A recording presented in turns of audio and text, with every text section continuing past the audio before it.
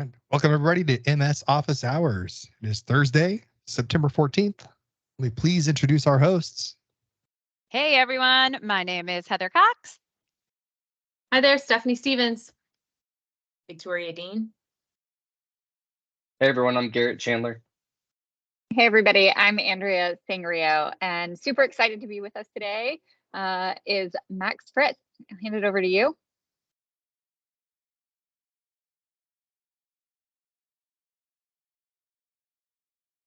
You'd never know that he's on mute.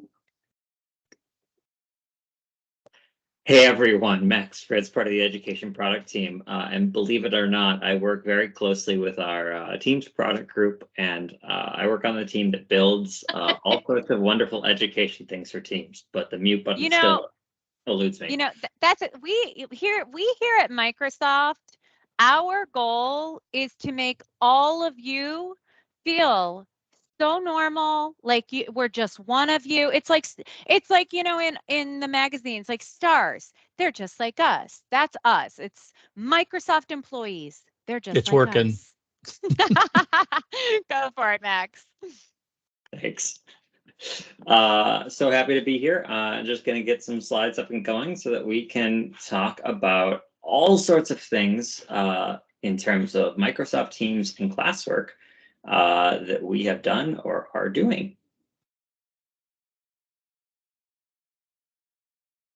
So while slides are getting up, just a little bit more context about me. I'm a product manager here at Microsoft who works on hopefully some of your favorite products. I have been in and around EDU for a long time, though. I was a consultant for IT managers and IT admins for EDU for a long time. So I probably helped at least somebody here migrate from Exchange on-prem to Office 365 back in the day. I love all this stuff. It's so much fun for me. And it's super awesome to be working on the products now. Before I get too deep in, because I don't want to run out of time to say this group here is awesome. I don't get the opportunity to come here as often as I want to, but let me just say that the feedback that we hear from the National Office Hours as a product team really, really impacts what we build. I know sometimes it might not feel like it because sometimes the hottest button issues, you know, we remain radio silent on, but let me just tell you, your feedback works. Huge props to all the Microsoft people who just introduced themselves, because they are messaging us on the product side, constantly saying, I just got it out of office hours. This is a big problem. Let's take care of it. So please keep the feedback coming. All right. So what are we going to talk about today? We're going to do a whirlwind of all sorts of stuff that is coming to Teams, came to Teams this summer, and lots of stuff like that. Some of it's probably going to be old news for you. Hopefully some of it's new news for you. So stick with me, and we're going to try to accomplish this in less than half an hour and give time for questions.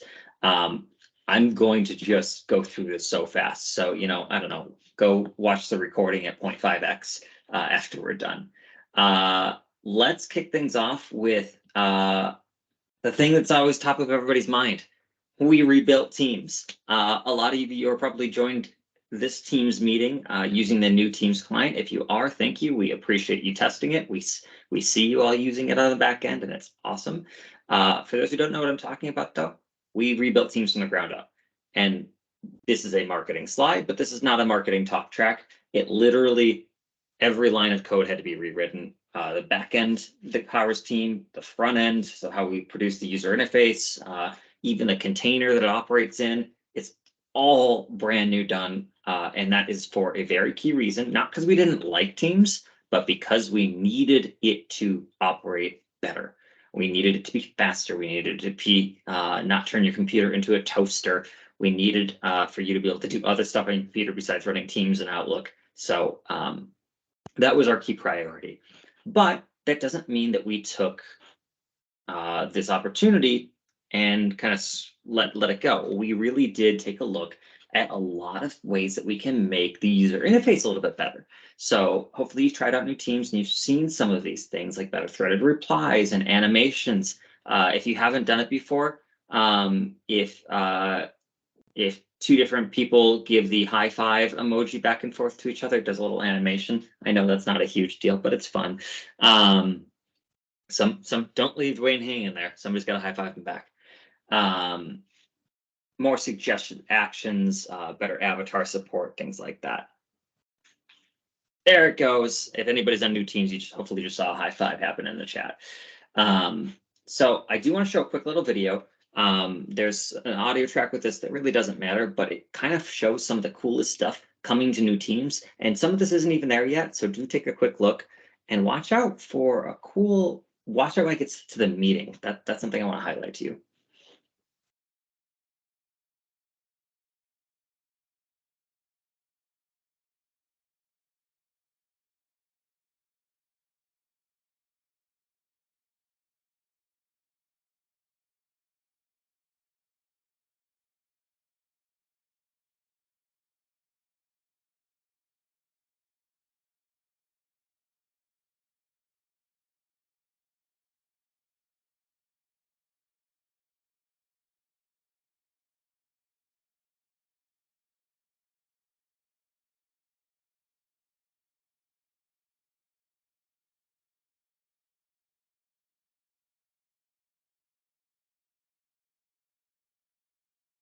The one thing I wanted you to see there is I can't change where we are in the video for everybody on PowerPoint Live, but single screen presenting where you can actually see the other participants and even things like chats and hand raises. We finally made modal things pop out. That's not there yet, but you're going to see that as a part of new teams. Lots of things that we on the engineering team have wanted to do for years, but we couldn't because Teams architecture wouldn't let us. So like as we get new teams out here, yes, it looks and feels the same, a little bit different, but the handcuffs are off for us in product team. We're going to build lots of cool stuff. Lots of good things in the chat. Thank you, Microsoft team, for answering so much stuff. Couple other things. I know a lot of you do operate with other people. A lot of you are guests in our tenant here right now, or your guests in other tenants. You can be signed. Not only can you tenant switch now without dropping your meeting and waiting 15 seconds, it's boom, boom, boom, and you can be in your meeting and you can see chats from other tenants and respond to those chats without switching. You can be signed into more than one Teams account at once. You can be signed into more than one Teams account at once, meaning 2 separate usernames and passwords. You can be signed in at the same time. You don't have to sign out, back in. It's awesome. So cool. Okay, so switching. Some important things for you to know. I know a lot of this group is IT admins. If you go to your Teams admin center and you go to your Teams update policies, you'll notice a thing of try the new Teams in those update policies. And it's going to be set, if you've never changed this, to let Microsoft decide. I know you all love us at Microsoft, but I also know all of you. You don't like it when we decide things for you. Please go change that before the end of the month. That's all I'll say on that topic, but you have, let's say, 2 weeks to go do that. So go do it, please. Really big deal.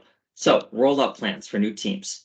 We've got all sorts of links here. These should be clickable and the slides will be available after this as well. We are in public preview today. EDU and enterprise and our commercial customers, we're all aligned now. We know that EDU was about a month and a half delayed in terms of the private or in terms of the public preview, but everybody is going to get the same availability moving forward. These timelines here are for the Windows desktop client. It's going to be going GA this fall. I know we're in fall, just stay tuned. It will be on by default sometime in 2024, and we will be providing a ton of communication on that. And at some point, we will be decommissioning the old one and not supporting it anymore. Don't get too worried about that. We know it takes a long time in EDU to make changes and roll things out. We know you have a lot of managed machines. We know we intimately know how the school year affects what can and can't be done in that sense. We will be extremely communicative about that. That being said, you know, winter break, spring break, it might be a good time to look at new teams and if you're ready to make the move. Us moving to GA this fall means that we feel it's ready for prime time usage. If you don't, share the feedback, put it in this chat, put it in our user voice everywhere, all sorts of things like that. Okay, let's move on to Classwork. So I believe you guys have heard about Classwork before, but I know not everybody attends every meeting as much as we all want to.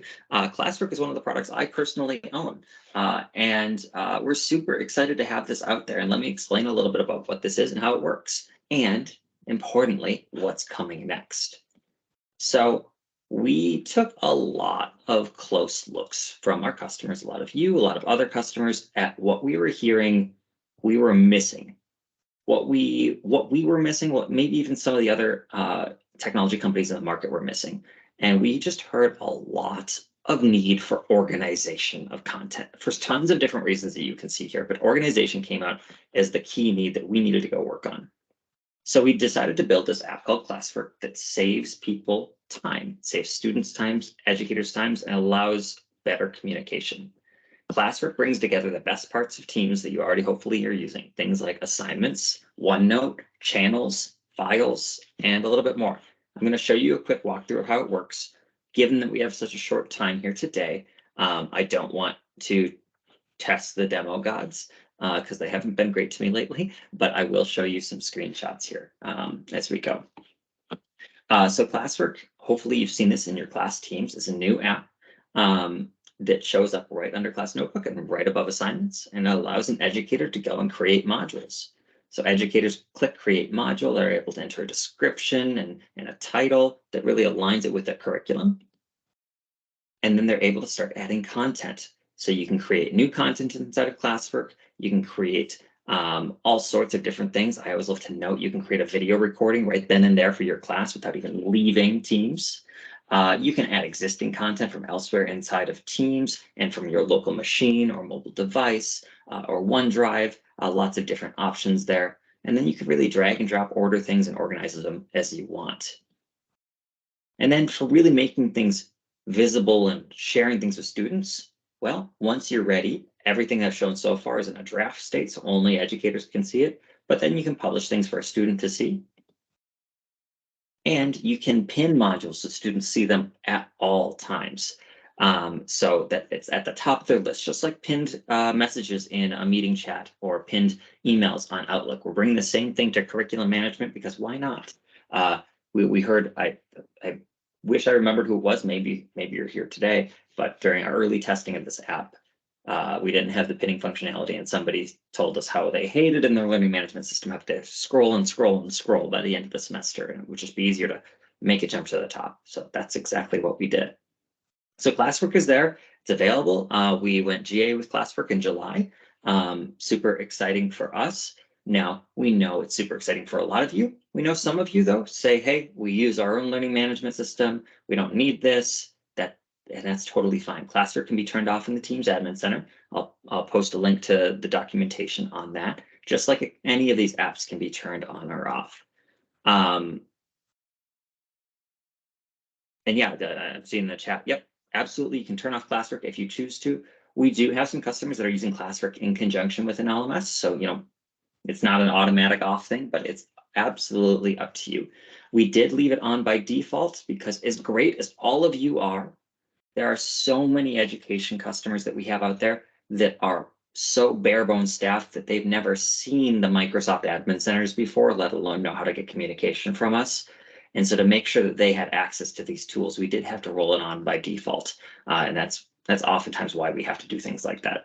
But we try to be as communicative with you all as possible so that you can turn it off if you choose to. But hoping that you turn it on, you will get access to some of the cool new stuff that is coming, including for any of our customers that are in our beta program right now, we've been testing adding OneNote sections into Classwork. So you can add a whole section instead of just a page, making it a little bit easier, saving a little bit of space.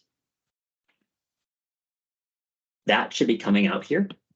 Assuming I don't get any more negative, we didn't get any negative feedback, but assuming I don't get any negative feedback in the next, 36 hours, we're going to hope to roll this out to you next week.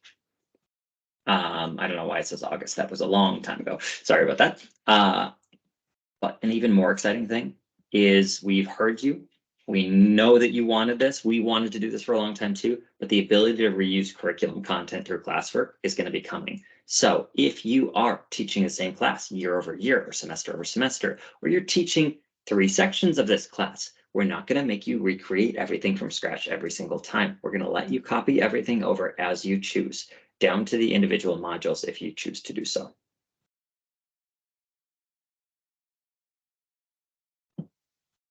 All right, I'm hoping the Microsoft team, I'm seeing you in the chat answering questions. Thank you all so much. Please make sure to point out to me if there's something that I need to answer. I am going to move right on along into our learning accelerators. I know you all have heard about learning accelerators, and I hope you're not bored hearing about them, but we are deeply invested in this. Learning accelerators is a huge deal for us. You today have access to Reading Progress and Coach, and you have access now to Search Progress and Coach. You also have access to Reflect. You have access to Speaker Coach and Education Insights. What does that mean? That means we are working hard at Speaker Progress and Math Progress and Coach. If you're like, what the heck are you talking about, Max? Learning Accelerators is a new category of tools we've brought into our assignments and teams to really help educators streamline the creation and review and analysis of assignments in teams, and then provide students real-time coaching where they can actually take action and find ways to enhance those foundational or future-ready skills. And this slide does not encompass everything we want to do. I will leave it at that, but there are more skills that we look forward to adding to this that we've been busy planning out and working on, and we will share over time. So how does this all work? Well, teachers create assignments, students go and complete the assignments. Yeah, that's typical work. What's really cool is students can get a coach to help them through that assignment, to help them advance after they submit their assignment, being able to say, hey, here's things that you should practice. Here's things that you might want to do. Even getting coaching ahead of time of, okay, before you start this assignment, here's the things that you struggled with last time. Make sure to pay attention to these. And then most importantly, the teacher being able to actually track the progress and insights, not just of your letter grade or your number grade, but seeing the skills that the students are learning or struggling with to make sure that they come out of the classroom a more successful student. Yeah, as Andrea put in the chat, Search Coach is awesome. Every single instructor at any level who is assigning an essay where research is required, you should be using Search Coach, period. Absolutely. Search Coach is wonderful. I'll show you a quick view of what that looks like. So things that we are bringing out, things that are coming. We have Reading Progress Expression, where we can actually not only just see what's happening in terms of accuracy, but we can also see what's happening with expression. This, I believe, has finished rolling out. If not, it is in the process of rolling out right now. We're also bringing comprehension questions. So this has rolled out. Reading Progress Comprehension questions allow you to create a forms quiz to ask students after they finish their reading assignment to actually say, did they comprehend what they read? So it allows you to create a quiz right then and there. And then this is the obvious next step of this, but so cool, is, oh, my remote has died. Auto-generating comprehension questions with AI. This is a private preview right now. We are being very cautious about our anything that we're doing with AI in the education space to make sure that this really fits and that we're doing it responsibly and ethically. But we do have a private preview going on for this. If you are part of our preview programs, you already know about this. If not, feel free to post in the chat that you've got educators who'd be interested in that. Another private preview for Reading Progress is actually flat out generating a passage with AI. So us actually being able to say, hey, here's some vocabulary words from previous assignments that you've had out that students have struggled with. Do you want to include these words? What kind of topic do you want? What kind of age level, difficulty level, language, and the length? And we'll generate the passage for you so that you can actually have students practice on what they've been struggling with in the past. Okay, I'm gonna have to move a little bit faster here. Learning Accelerators are so fun. A couple more things to cover. Search Progress is available. Not as of this week, that was from a couple weeks ago, I apologize. But now teachers can get transparency into how students are doing their research. And students can actually show the process that they took to do their research and reflect on it and build critical thinking skills. It's really cool. Students get a customized version of Bing that shows relevant things for education, relevant things for academic research, and none of the ads, none of the branding or anything like that. Educators can review how students did their search and actually grade not only the essay or whatever it is that the research went towards, but how they did the research. It's how do you show your work? We now have a Learning Accelerators button to make it easier to get to the Learning Accelerators. Yeah, there's only 2 in there for today, but as you saw in our previous slide, lots more coming. And then exit tickets and assignments. So being able to say, hey, how did you feel about this assignment? And before everyone in higher education tunes out here, go try Reflect. Just try it. Just have one of your instructors try it, because I promise you students still like sharing how they feel about things, regardless of their age. I sure do. Okay, we are going to go just blast through some grading updates and improvements, and then I'm going to talk to you about some things that are non-assignment specific, non-classwork specific, that might be a little bit more relevant to those of you who use the learning management system. Okay, so weighted grading categories available now. Now you don't have to calculate in your head how are we going to put the points for this assignment to make it match in the final grade. Alternative grading formats. Maybe number grades isn't the right thing for you. Well, you now can bring your grading format to the table. I have a lot of screens for that one. Mark as excused is available now. So if a student does not need to complete an assignment for any particular reason, that's easy to do. Now you can set that up ahead of time, to be clear. But now if post assigning, you need to mark a student as excused, you can do that. Quick actions on assignment lists are now available, so you can edit, copy, duplicate, mark as inactive, delete without having to actually open the assignment itself, reducing the clicks. We always want to reduce clicks for you. Multi-class publish updates is rolling out as we speak. So if you made a assignment across multiple classes and you actually want to go and update it and or publish it, you can now do that once instead of however many number of times based on the amount of classes there are. Quick time quiz setup, so being able to do timers on your quizzes. Better being able to adding a Teams resource to your assignment that doesn't pop you into a web browser. We heard that, I think, from somebody here, if I saw their name right. It was a very great suggestion to us, and we were able to do that pretty quickly. Previews of your class notebook pages. So you can actually see a preview before you add it to a piece of content. I don't know why that GIF went at the speed of light, but that's going to be rolling out here this week. Next week, excuse me. There's the preview. And then last but not least, alternative grading schemes, letter grades, pass, fails, numbers, and lots more. Okay, now I am almost positive that you guys have heard about Viva Connections for Education before. I don't have anything new to share in this area, but if you haven't, just a quick pitch that Viva Connections for Education launched late last spring. Viva Connections is free for everyone, and it basically, I don't think the slide says it particularly, but Viva Connections for Education is a free student hub. That's your elevator pitch to your leadership. That's your elevator pitch on why you probably don't need a second product to do this specific thing. These are ready to go action cards. You can build your own action cards. There are other people who build action cards that you can add into here. They're not actually called action cards, but that's my phrasing for them. And it's mobile ready, meaning you open it on Teams mobile and it works great. So go use it. It's wonderful. A little bit on parents and guardians. We have 2 different technologies for parents and guardians, and these 2 technologies exist for different reasons. We want educators to be able to connect to parents, push information to them, reach out to them, and we want parents to be able to consume information about their students and potentially reach out to their educators. So we start with School Connection. School Connection, we just announced today, is going into public preview today, this morning. It's awesome.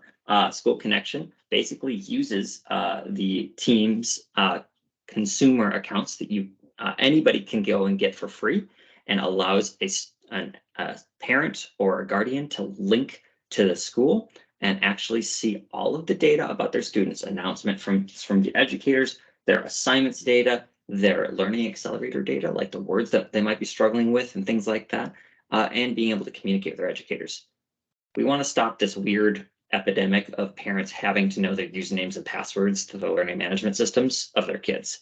That it's honestly very weird. So this is a much better way to do it. Now, Parent Connection, on the other hand, has been available for at least a year now. You may not recognize this app that you're seeing here right under Insights as the Parents app. That is something that has to be turned on, although we are looking at seeing if we could enable it by default for our customers who use assignments and who are in the K-12 realm.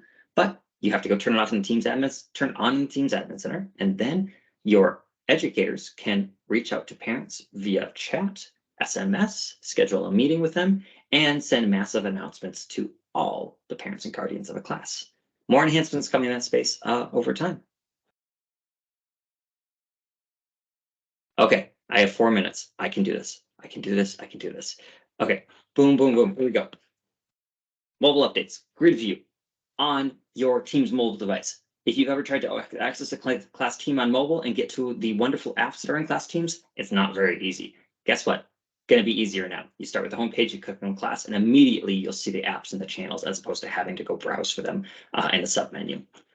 Next, Teams meeting updates. You've all seen this, but everybody loves it. The ability to automatically lower hands, channel meeting support for all apps, including polls, and hopefully you've seen this. Higher education customers wanted this. The ability to turn off profanity filtering if you choose for, let's say you're talking about a famous author like Philip K. Dick, who if you have your captions turned on right now, that was just symboled out. So that's the kind of thing that we want to enable.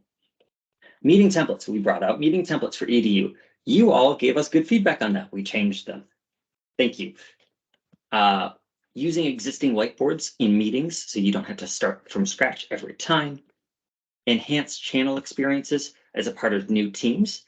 In fact, we heard your feedback, those of you who've been testing it for us, that you don't exactly like the fact that you have to start a post on the top. And so we're going to give you the option to change that on a per user basis. More details on that coming later. The ability to include video clips when you are communicating with your students. Okay, we don't need audio. We don't have time for that. Tons of chat enhancements. Again, these slides will be after the fact. The ability to see a meeting recording alongside things that were shared during that meeting, like files and agendas. No, that does not require Teams Premium. This is not the AI version. This is available to everybody. And new views, including active speaker view in Teams meetings. Okay, with that, I'm just going to kind of close us out. Bunch of ways to keep in touch with us and follow us. We got lots of blogs and socials. I see lots of things in the chat. I'm going to do my best to go through and respond via chat.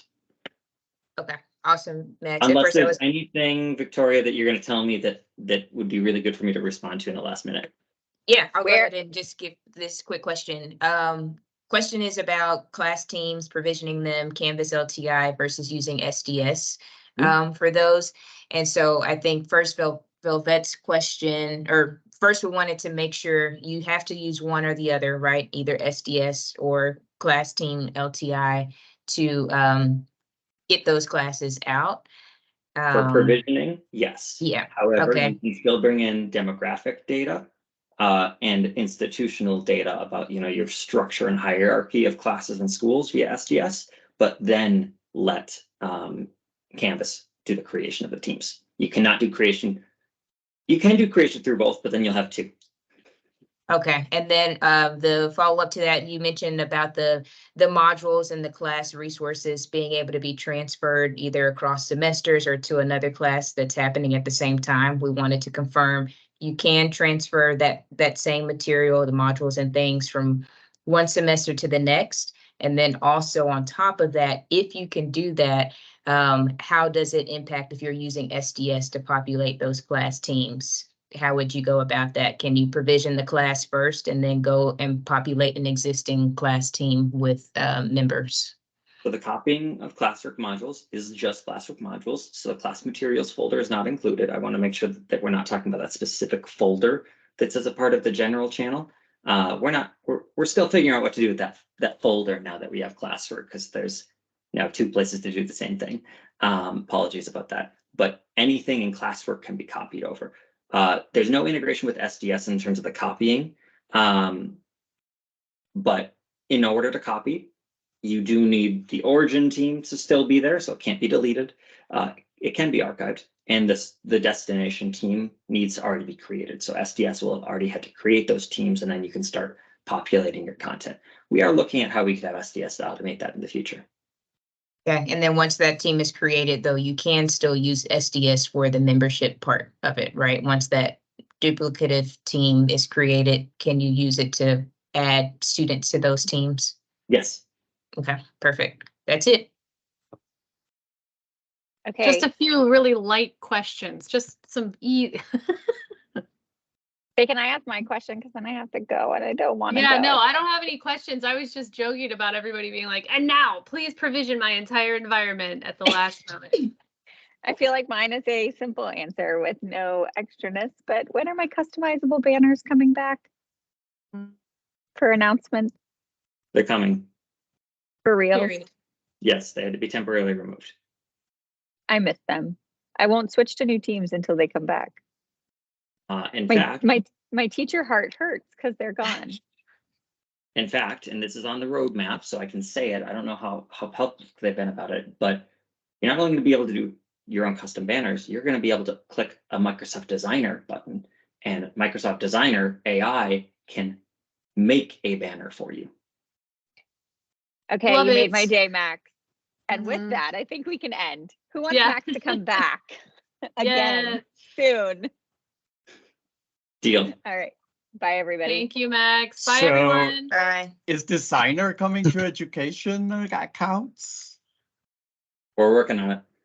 And how about image creator? I know it's kind of connected.